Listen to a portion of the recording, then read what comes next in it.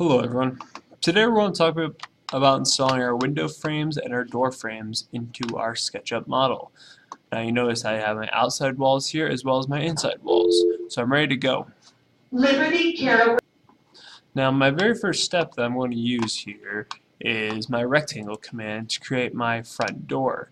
Now this is the main reason why we held on to this foundation line down here. Made sure that we pushed control before we pulled up the outside walls to maintain this.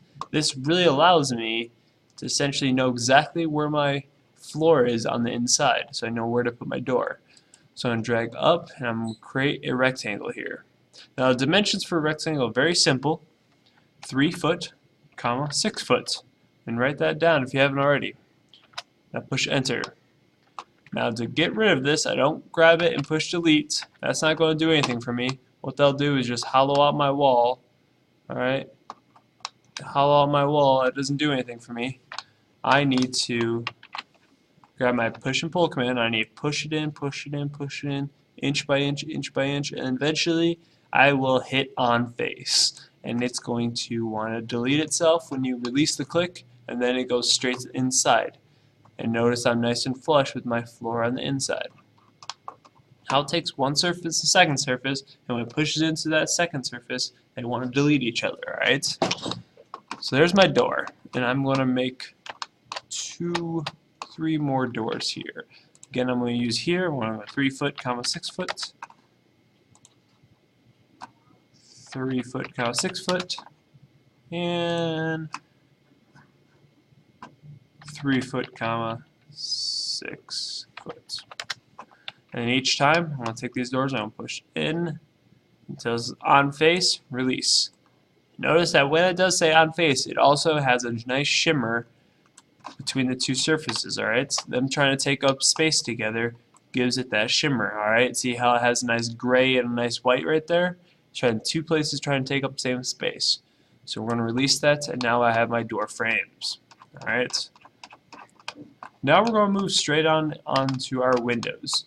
Now for every window we make, we have to make a model for it. So right now we're just going to stick with one single dimension for it, alright? Our first is how far we take it off the ground, alright? Now to do that we're going to be using a tape measure today. What the tape measure does, if I click on my foundation line and start pulling it up, it creates this dotted reference line, alright? It's kind of like an invisible line that goes on forever. But what's really nice about it is that it allows us to make a very uniform height dimensions for all of our windows. So I'm going to go ahead and measure this up, and I want to type in 3 feet. And what it does is it takes that little dotted line, and it goes on forever and ever and ever. But it's not really there. It's fake. It's pretend. But even though it's a pretend line, we can take rectangles and we can build off of it, alright? So I'm going to grab my rectangle and I want to build off of it. And my windows we're going to do are going to be 4 foot, 3 foot. Write that down, alright? And we're going to get a nice looking rectangle. Then I want to do one for this bedroom. 4 foot, 3 foot. Maybe one for the other side. Oh, but my dotted line's gone. So I'll just grab tape measure. Now go up again, 3 feet. And then I can start adding rectangles again.